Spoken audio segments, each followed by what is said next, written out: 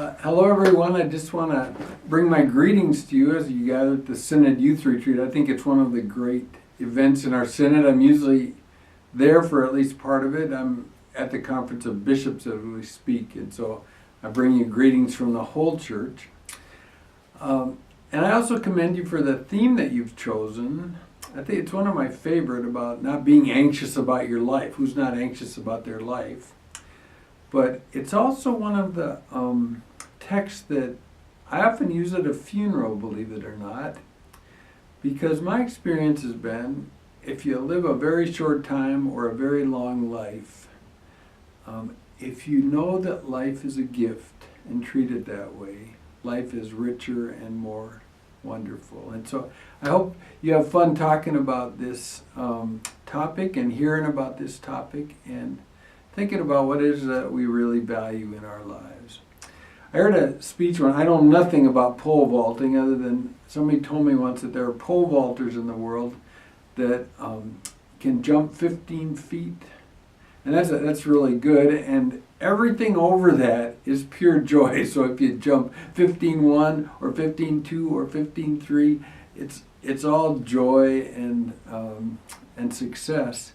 There are other people who set the bar higher and think that in order to be anything, they have to jump 16 feet, and so they can jump 15.10 or 15.11 or 15.11 and a half or 15.11 and 7/8, and they're miserable because they never achieve what they think they should achieve.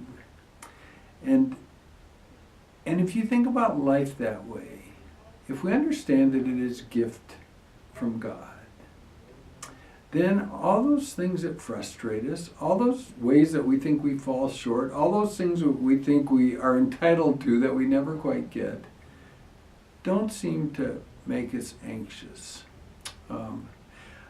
One of the funerals that I had to do that was one of the hardest ones was for a young man in my congregation in Racine named Dan Connor. We were very close to him and his family. He was one of the youth that would go on canoe trips and gatherings with me. And he was a young adult just really getting his life together when on the way home one night, very close to his home, he rolled his car and was killed instantly. And it was frankly one of the saddest funerals that I had ever done, I think, because we knew him so well. But apparently right before that, he had said to one of his friends, and everybody thinks at that age they're going to live forever, he said, if I should ever die, play Three Little Birds by Bob Marley. And so on that day, not in the absence of pain, but in the middle of it, after we sang Beautiful Savior, and after we bore the Christian witness of what it means to have a God who cares about us, who really does have all things at God's feet always, after we sang Beautiful Savior and remembered what a powerful